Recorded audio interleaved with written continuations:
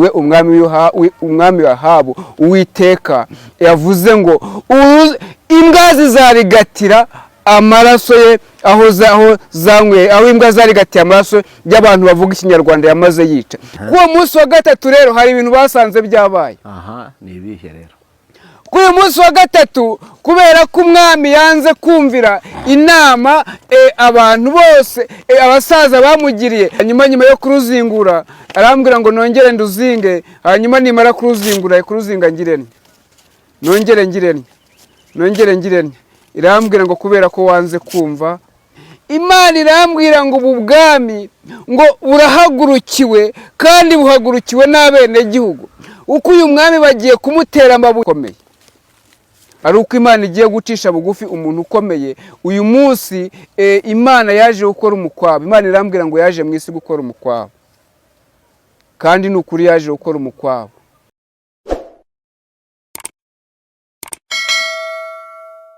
Nyirizina niho fondasiyo izabiri, nta handi izabiri. Ngo niyo mpamvu mubona ibihugu nabyo bya Afurika byahagaze, byabaye imisozi. Hanyuma nkiri hano hantu rero, muntega amatwi mwumva icyo ngiye kuvuga. Ni itangazo nzanye noneho ngiye kuvuga. Iri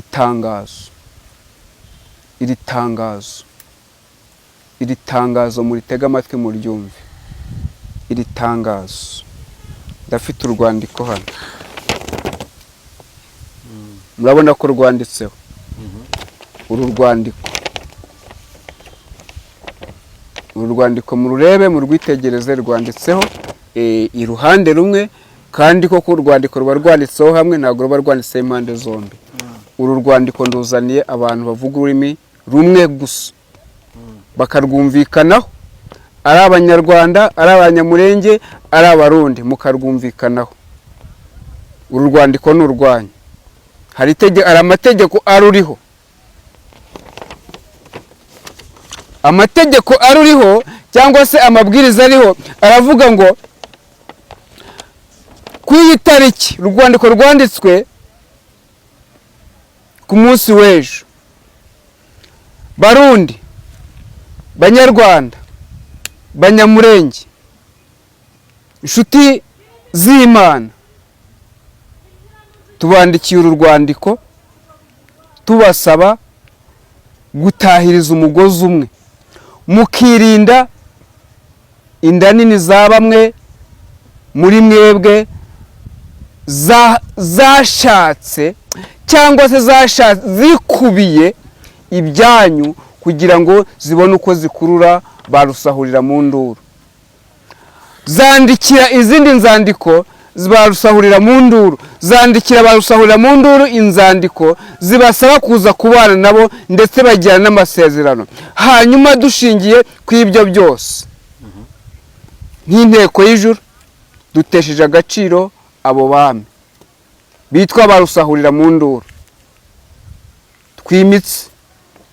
Twimitse ubwami bushya buhuriweho n'ibyo bihugu byombi, n'abo bantu bose babyita ibihugu, ariko aba bantu bose bavuga ururimi rumwe. Mugiye kubaka igihugu kimwe kandi umuco wanyu ni umwe, kuko musangiye ururimi rumwe, mukavuga kimwe, mukasangirana, mukavuga bimwe, kandi muhure no ku bibazo bimwe bitandukanye. Hanyuma ababyumvise mwese musabwe gukurikiza aya mabwiriza muhereye uyu munsi. Bitagenze gutyo tuzaza twikorere nk'inteko y'ijuru. Nuko urwandiko uko rwavugaga. Urwandiko rwanditswe nande? Urwandiko rwavuye mu nteko y'ijuru, ntabwo ari François rwanditse, nanjye narubonye rwanditse gutyo, hanyuma ntegekwa kuza kubivuga. Hanyuma Imana ibaha umugisha, kandi Uwiteka akomeze abishimire. Hanyuma ndacyari kuri twebwe Abanyarwanda, ndagira ngo udusomere amagambo nanone tugiye gusanga mu gitabo cy'Abami. Niho uradusomera mu gice cyaho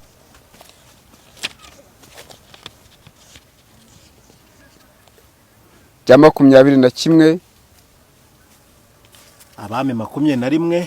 Yego, murongo wa 7 niho urahera. Abami 21. uhere karindwi ugeze urahera karindwi ugeze 29. reka duse abami ba mbere. Ni abami ba mbere. Abami ba mbere 21 duhere kuri karindwi tugere ku 9. Reka dusube mu izina rya Yesu Kristo. Abami ibice 21 duhere ku murongo wa karindwi tugere ku 9. 29. Karindwi tugere ku 29. Umugore we Yezebeli aramubwira ati, hanyuma umugore we Yezebeli aramubwira ati, dorere ntutegekwa ubwami bwa Isiraheli, nutegeka ubwami bwa Isiraheli, byuko ufungura ushira agahinda, byuka ufungure ushira agahinda, ninjye uzaguha urwo ruzabibu rwa Naboti Yezebeli, ninjyewe uzaguha urwo ruzabibu rwa Naboti Yezebeli. Ahera ko yandika inzandiko mu izina rya Ahabu, hanyuma ahera ko yandika inzandiko mu izina rya Ahabu, azifatanisha ikimenyetso cye, azohereza abatware, hanyuma izo nzandiko ahita azohereza abatware n'impura bo mu murwa we n'abaturanyi ba Naboti, n'abaturanyi bose ba Naboti zandiko zibageraho. Yandika muri izo nyandiko ati, nimutegeka abantu biyiriza ubusa, maze mushyire Naboti imbere yabo,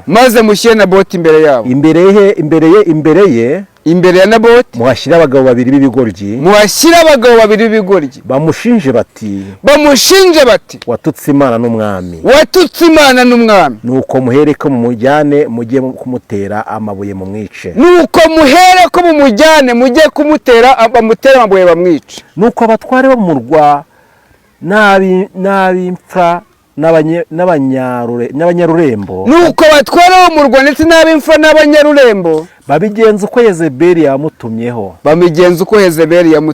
nk'uko yanditse muri izo nzandiko, bategeka abantu kwiyiriza ubusa bashyira Naboti imbere yabo, maze abagabo babiri b'ibigoryi barinjira bamwicara imbere, abo bagabo b'ibigoryi bashinja Naboti buri umwe y'abantu bati, Naboti yatutse Imana n'umwami. Buri mugabo umwe wese ashinja Naboti imbere y'abantu ati, Naboti yatuze Imana ndetse atuka n'umwami. Uwo mwanya baramusumira, bamuvana mu murwa, bamutera amabuye arapfa. Bahera ko batuma kuri Yezebeli ko Naboti bamuteye amabuye bakamwica. Yezebeli yumvise ko Naboti bamuteye amabuye agapfa, abwira Ahabu ati, haguruka wende rwa ruzabibu Naboti w'Yezebeli yangaga ko mugura ntakiriho yapfuye.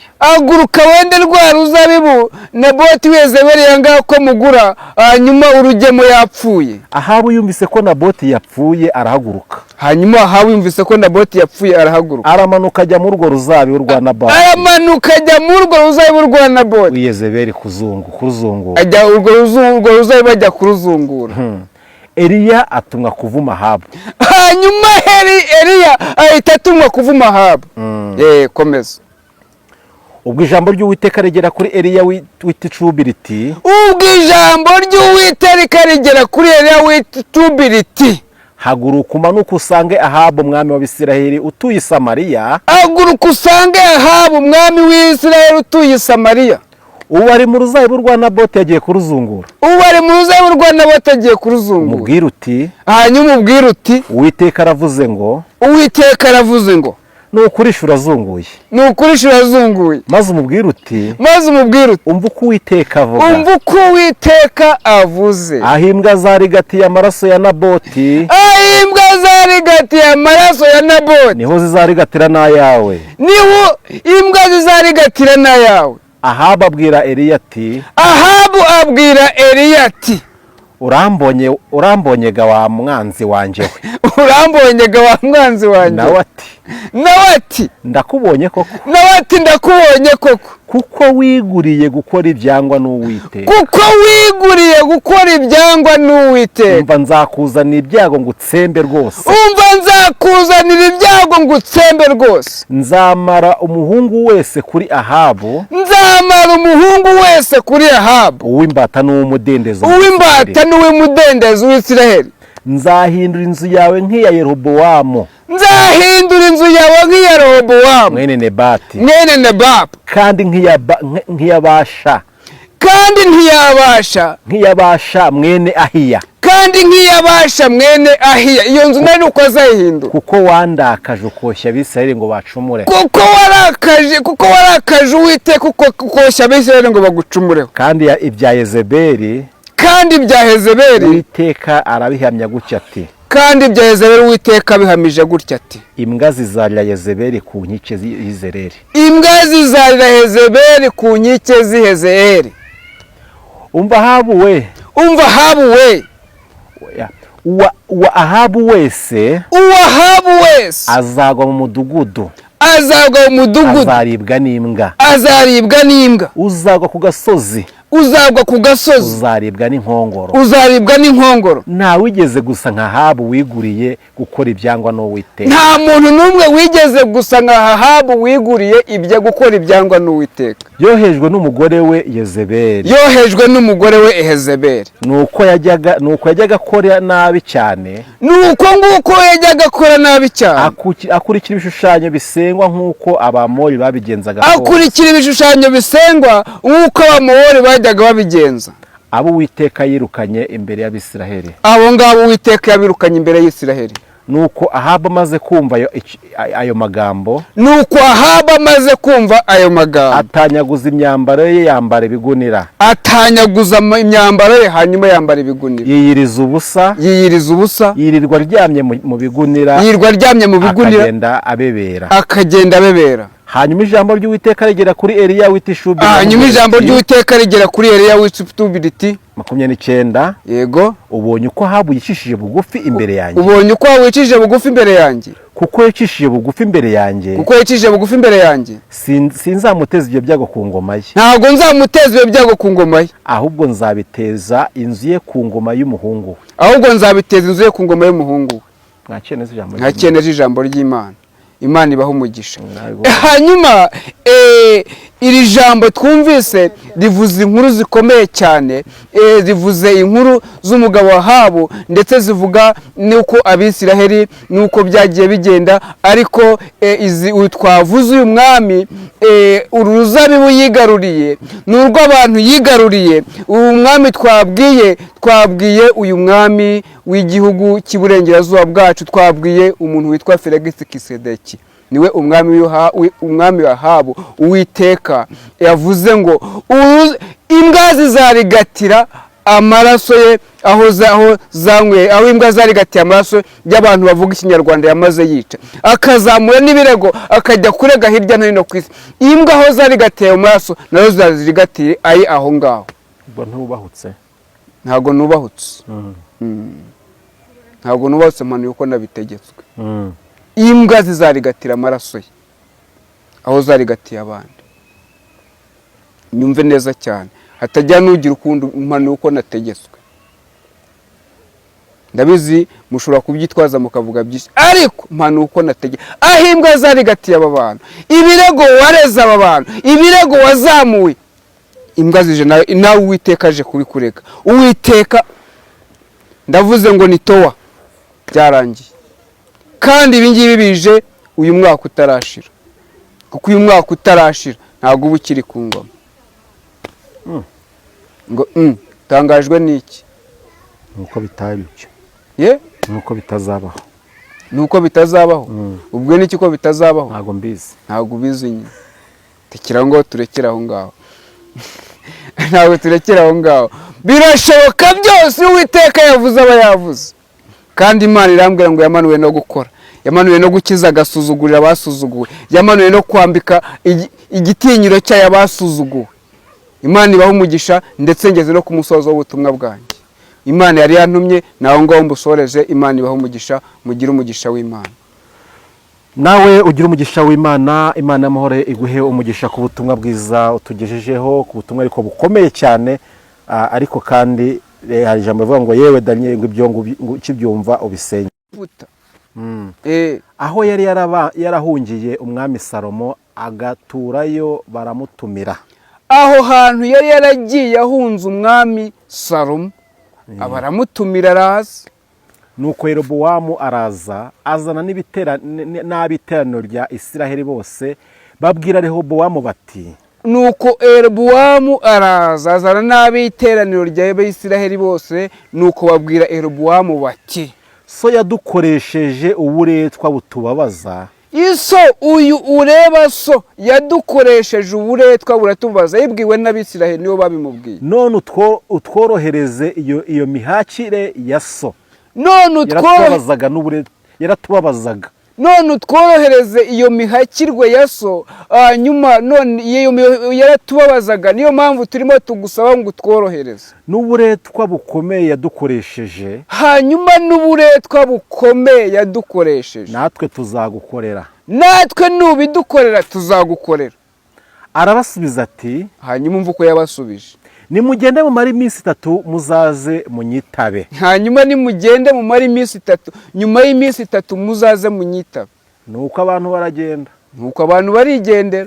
Maze umwami Rehobowamu ahera ko agisha inama abasaza. Ngo nuko umwami abantu bamaze kugenda, ngo yegera abasaza. Yerobowamu uyu nguyu agisha abasaza inama. Abo basaza bahakwaga na se Salomo akiriho. Abo basaza bari barahatswe na se Salomo akiriho. Arababaza. Hanyuma arababaza ati murangira inama ki? None ibingibi inama mugiye kungira niyi? Uko nsubiza abo bantu. Abo bantu ndabasubiza nte? Baramusubiza. Numva amagambo bamushubije. Bati niwemera kwigira umugaragu w'aba bantu uyu munsi. Niwemera kwigira umugaragu w'aba bantu uyu munsi. Ukajya ubakorera ukabasubiza amagambo meza. Ukajya ubakorera ukabasubiza amagambo meza. Nabo bazakubera abagaragu iteka ryose. Nabo bazakubera abagaragu iteka ryose. Buretse gato turakomeza mu kanya. Ari impamvu iki gihugu cyangwa se ubwami bwigabanyijemo kabiri. Habayeho kwanga guca bugufi. Hanga kumva inama z'abasaza. Hanga kumva inama z'abakristo. Hanga kumva inama z'umumaro. Ahubwo uyu mwami yumva inama zitari z'umumaro.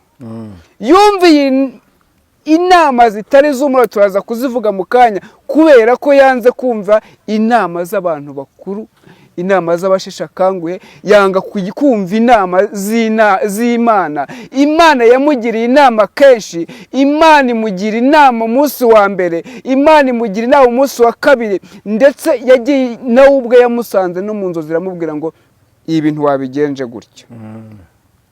Dukomeze. Yanga kubigenza uko uyanga kumvira inama Imana imuhaye. Hanyuma rero kubera ko yanze kumva inama Imana imuhaye, ubu bwami ndabisubiramo ngo ibugabanyijemo iki? Kabiri. Ibugabanyijemo iki? Kabiri. Ntabwo ari rimwe kuko bwari bumwe, ariko ibuciyemo iki? Ubwami bubiri. Ariko yanga inama agiriwe n'abo basaza. Ariko uwo mwami yanga inama agiriwe n'aba basaza. Ahubwo ajya inama n'abasore babyirukanye nawe. Ahubwo ajya inama n'abasore babyirukanye nawe. Bamuhatsweho. Abo basore bari bamuhatsweho. Arababaza ati murangira inama ki? Murangira inama ki? Turi busubize abo bantu bambwiye ngo nimboherereze uburetwa data yabakoreshaga. Turi busubize abo bantu bambwiye ngo nimborohereze uburetwa data yabakoreshaga. Nuko abasore babyirukanye nawe baramusubiza. Bati batuzabwira abo bantu bakubwiye ngo so yabakoresheje uburetwa bukomeye. Batuzabwira abo bantu bakubwiye ngo so yabakoresheje uburetwa bukomeye. Ariko ngo weho uborohereze. Ngo ariko we uborohereze. Ubasubize utyo uti. Ubasubize utya uti. Agahera kanjye kazaruta ubunini ikiyunguyungu cya data. agahera kanjye akangaka akamureba akamureba kazarusha ibitugu ikiyunguyungu cya data, kazakura hanyuma gasumbye ubugome data, aka gahera kanjye. Ariko nubwo data yabakoreshaga uburetwa bukomeye, njyewe nzabarushirizaho. Data yabakubitishaga ibiboko, ariko njyewe nzabakubitisha sikoropiyo. Ku munsi wa gatatu, Yerobowamu n'abantu be bose basanga umwami Rehobowamu nk'uko yabategetse. baraza basanga umwami Rehobowamu nk'uko yabibategetse. Ati muzaza munyitabe ku munsi wa gatatu. Nibwo muzaza kunyitaba. Umwami abasubizanye inabi nyinshi yanze inama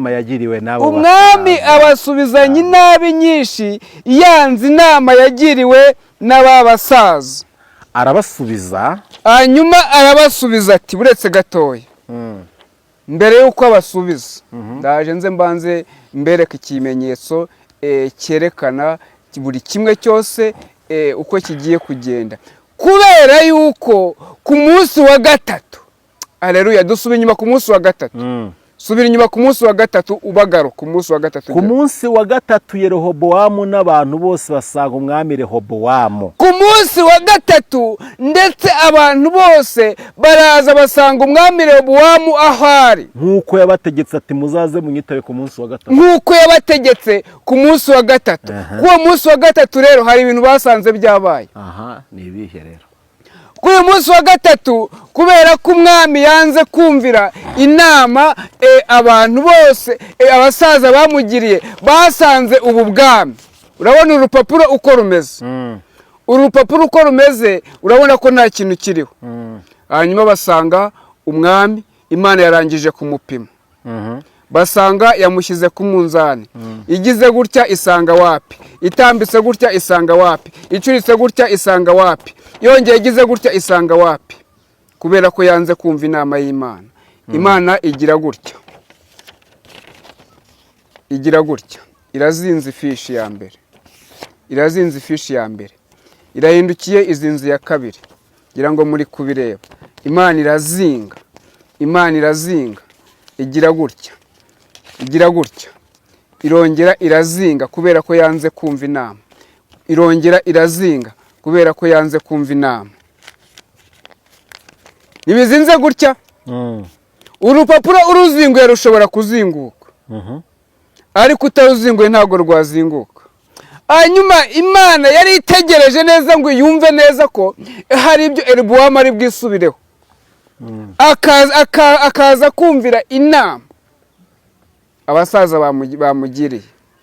Komeza tugende, turaje tugere imbere gatoya. Abasubiza akurikije inama y'abasore. Hanyuma umwami Rehobowamu abasubiza akurikije inama z'abasore. Ati data yabakoresheje uburetwa bukomeye. Arongera ati data yabakoresheje uburetwa bukomeye, ariko njyewe nzabarushirizaho. Nzagira gute? Nzabarushirizaho. Data yabakubitishaga ibiboko, ariko njyewe nzabakubitisha sikoropiyo. Nuko umwami ntiyumvira abantu kuko byaturutse ku Uwiteka. Ngiyo impamvu yazinze bwa mbere, izinga ubwa kabiri, izinga ubwa gatatu. Mwabonye icyo yazinze. Nuko umwami yanze kumvira abantu nk'uko byategetswe n'Uwiteka. Hanyuma amaze kwanga kumvira abantu rero, kugira ngo asoze ijambo yari yarabwiye Yerobowamu, abivugiye muri Ahiya w'Ishilo. Ongera usubire mu gato y'abantu bumve. Nuko umwami ntiyumvira abantu kuko byaturutse ku Uwiteka. kugira ngo asohoze ijambo yari yarabwiye Yerobowamu mwene Nebati abivugiye muri Ahiya w'Ishilo, kugira ngo asubize ijambo umwami yari yavugiye Inowabu, kugira ngo asubize abantu Ishilo, abasubize icyabo, abasubize akurikije amarangamutima ye. Hanyuma amaze kwanga ibyo ngibyo, Uwiteka yambwiye ngo urupapuro nduzingure. Murabona hari ikintu kiriho? Hanyuma nyuma yo kuruzingura arambwira ngo nongere nduzinge. Hanyuma nimara kuruzinga ngirene, nongere ngirene. Irambwira ngo kubera ko wanze kumva, ubwami bwawe irabutabuye, iguciye ku ngoma indi nshuro ya kabiri, noneho burundu, kubera ko wanze kumva no kumvira. Twakomeje. Maze Abisiraheli babonye yuko umwami yanze kubumvira, maze Abisiraheli bose babonye ko umwami yanze kubumvira, yanze no kumvira Imana, basubiza umwami bati, duhuriye he na Dawidi? ngo duhuriye hehe na Dawidi? Kandi rero nta no kuragwa dufite kuri mwene Yesaya. Ubu ntabwo ari mwene Yesaya turimo kuvuga. Nimusubire mu mahema yanyu yemwe Bisiraheli. Nuko uwo munsi Abisiraheli basubira mu mahema yabo. None Dawidi arimenyere ibyawe n'umuryango. None Dawidi urimenyera ibyawe n'umuryango wawe. None yewe mwami urimenyera ibyawe n'umuryango wawe. Nuko Abisiraheli basubira mu ngo zabo. Nuko Abisiraheli uwo munsi basubira mu ngo zabo. Ariko Abisiraheli baturaga mu midugudu y'Ubuyuda.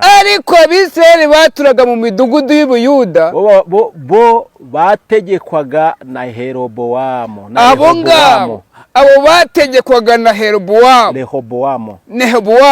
Bukeye umwami Rehobowamu yoherezayo Adoramu wakoreshaga ikoro. Uwo nguwo yakoreshaga ikoro. Abisiraheli bose bamutera amabuye arapfa. Abisiraheli bose barakorana bamutera amabuye barapfa. Hanyuma buretse gatoya, Imana irambwira ngo ubu bwami ngo burahagurukiwe, kandi buhagurukiwe n'abene gihugu. Uko uyu mwami bagiye kumutera amabuye, ntabwo ari amabuye hanga tureba, bagiye kumutera amabuye avuye ku Uwiteka. Aya mabuye avuye ku Uwiteka ni Abisiraheli bateye uriya mugaragu.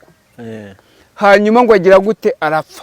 Imana irambwira ngo nawe uyu munsi, nawe ejo cyangwa ejo bundi, Imana irambwira ngo urapfuye kandi upfanye n'umuryango wawe, kuko ubwami bwawe bwaciwe, bwatabuwe, bwavuye ku ngoma, uciwemo kabiri. Uko urupapuro rwaciwe, nawe niko Imana iguciyemo kabiri.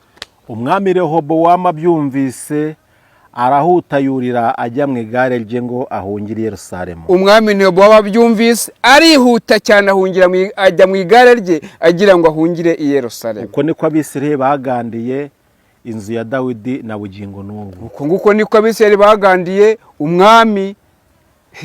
Nawe niko abene gihugu bagiye ugandira kugeza umunsi uzaba wapfuye, kugeza umunsi uzaba utakiri ku ngoma, kugeza umunsi Uwiteka Imana izaba yashyize iherezo ku buzima bwawe. Umurongo wa 20. Ngaho twumva umurongo wa 20. Bukeye Abisiraheli bumvise ko Yerobowamu yahungutse. Bukeye Abisiraheli bose bumvise ko Yerobowamu yahumbutse, baramutumira ngo aze mu iteraniro. Hanyuma baramutumira ngo aze mu iteraniro. Nuko baramwimika. Abo mwami w'Abisiraheli bose. Ntihagira ukurikira inzu ya Dawidi keretse umuryango wa Yuda wonyine. Ntihagira umuntu n'umukurikira inzu ya Dawidi, inzu ya Dawidi keretse umuryango wa Yuda wenyine. Niwe wakurikiye uwo mwami. Abandi bose bajya ukwabo. Hanyuma rero tukiri aho hantu, niyo mpamvu natangiye mvuga ngo iyi ntara Imana irayaguye kandi igize nini, nuko hari iby'Imana yaje gukora. Imana yagabanyijemo ubwami bubiri, irambwira ngo mbabwire aba bantu ngo ndetse uretse no kuba intarashya no kugabanyamo ubwami mo kabiri, ngo nibashaka ngo itanze n'ikindi gihugu ku mugabane wa Afurika, batangaza ubwigenge, hanyuma bavuge bubaka ubwami bwabo bushya, kuko ubwami Uwiteka yabuciye ku ngoma. Uwiteka ntacyubara, yabugabanyijemo kabiri, hanyuma bugabanyijemo kabiri, ubwa kabiri umwe ntago uyu mwami ntazabutwara, n'ubundi ntazabutwara, kuko uyu mwami ntago azaba akiri umwami, ahubwo azaba yagize gute, yaciye ku ngoma hazima undi mwami, uyu mwami nawe atwara ubwami bwe, nawe batwara ubundi bwami. Imana yo mu ijuru ni uko yantumye. Hanyuma tugikomeza tukiri mu butumwa rero, nababwiye neza, mbabwira ko hari ibintu bigiye kuba bikomeye, kandi ibintu bizaba mu minsi iri imbere. Ibintu bizaza mu gihe kiri imbere, ari ukwiganzuraho kugiye kubaho, ari ubwiganze bugiye kubaho, ari uko Imana igiye gucisha bugufi umuntu ukomeye, ari uko Imana igiye gucisha bugufi umuntu ukomeye. Uyu munsi Imana yaje gukora umukwabo. Imana irambwira ngo yaje mu isi gukora umukwabo, kandi ni ukuri yaje gukora umukwabo, yaje gukora umukwabo. Kuko Imana irambwira ngo mbwire ubwami bwa Amerika, ubu bwami turimo buyobowe na Amerika, Imana irambwira ngo ubu bwami yarangije kubuca ku ngoma, kuko igiye kwimika ubundi bwami. Ikigiye kubigaragaza ni uko Amerika igiye kwiganzurwa n'ibihugu bigiye kwishyira hamwe, hanyuma byamara kwishyira hamwe bukayica ku ngoma, bukayirusha imbaraga. Ubu bwami ibihugu bigiye kuba bigizwe n'ibihugu bihari, ngiye kuvuga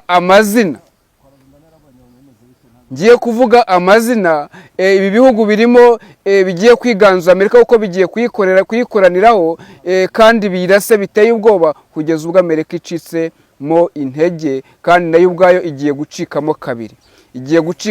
Nayo yigabanyemo ubundi, yigabanyemo igipande kimwe kiba kiri ku ruhande rwacyo, ikindi nacyo kiri ku ruhande rwacyo, ikindi kigiye kujya ku mwami utwaye, ikindi nacyo kijya ku rundi ruhande. Ubu hagiye kuba kwihuza kw'ibihugu by'Ubushinwa, Irani, ndetse na Koreya, ndetse n'igihugu kiyobowe na Putin. Ibyo bihugu bigiye kwishyira hamwe, hanyuma bihagurukire birwanye Amerika. Harimo Ubushinwa, harimo Irani, harimo Koreya, harimo n'igihugu kiyobowe n'uyu mugabo witwa Putin. Ibihugu byose bigiye gukoranira kuri Amerika, kandi bigiye kwirasa biteye ubwoba. Hanyuma iki ngiki Imana yagikoze kugira ngo yerekane ko ari ikomeye.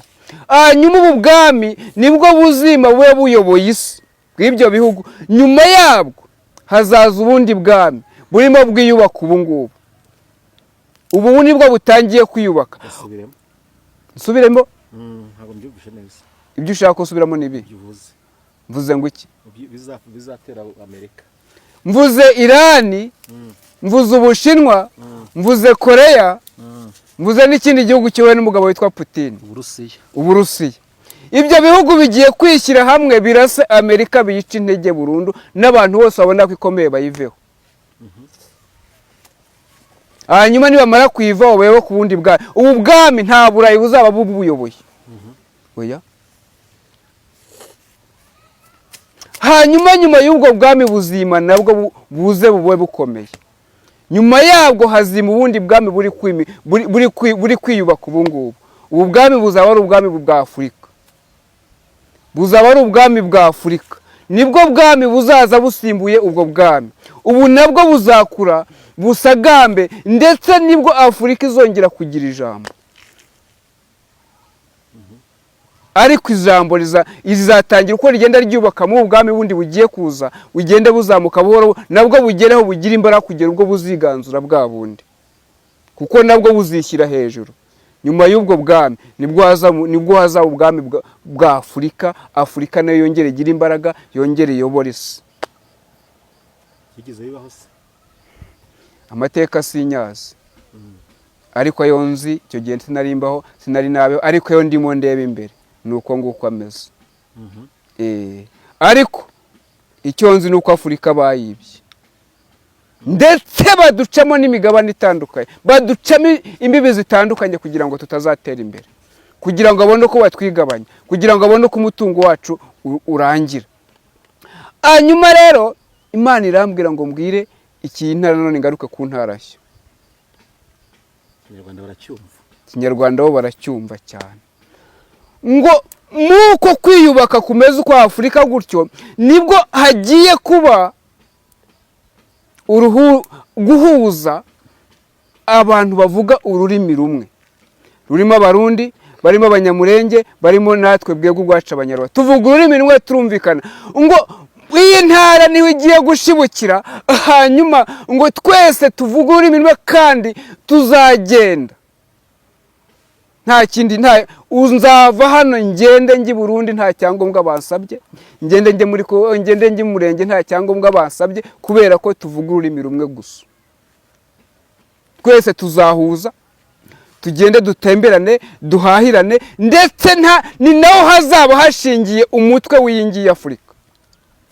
Gisanzwe senga n'ubundi njye ubutumwa wuje ndabusengera. Nabwiraga abantu kugira ngo basenge, tube maso, byo gusengera tubisengere, byo kuza tubikureho, byo gushyikira tubisenge kugira ngo Imana ibishyikire.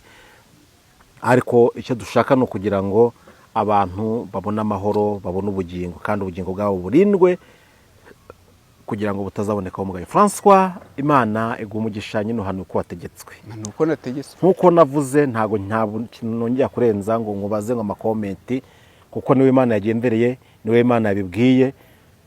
Kiza amakomenti ashaka gutuma nawe uhita uvangirwa. Akoze cyane. Uwifuza ko musengana, uwifuza kwatura, uwifuza kwihana, uwifuza kongera kugira ubusobanuro n'Imana, wamufasha.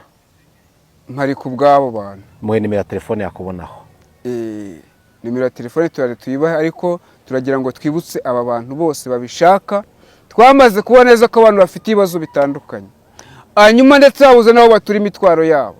Hanyuma umuntu ubishaka tumufasha gusenga ku giti cye. Ariko dufite n'urubuga duhuriraho, turuhuriraho saa 9 z'umugoroba na saa 2 z'umugoroba.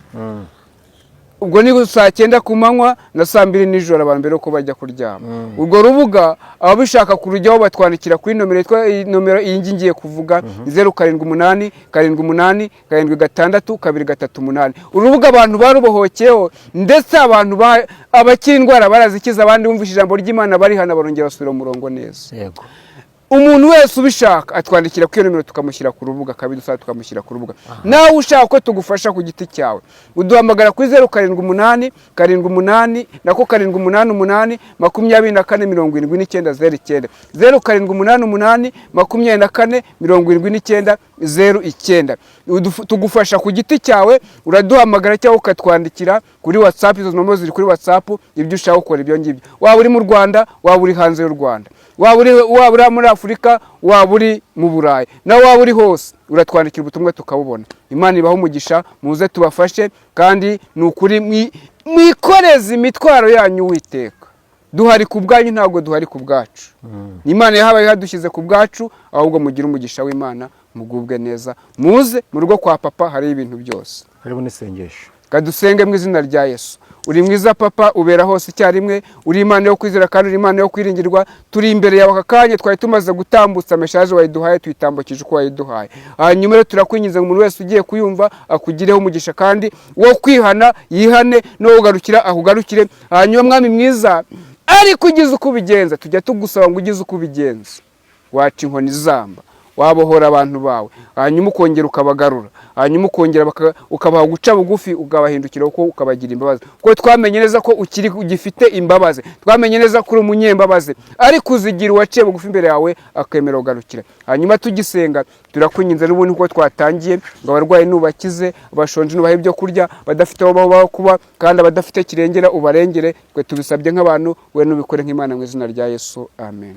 François, Imana igumugisha. Amen, namwe ibaho umugisha. Nshuti bavandimwe, mu duteze amatwi dusubikiye hano ubutumwa bw'uyu munsi, twumvaga ubutumwa bw'ibiriho n'ibyenda kuba n'ibizaza.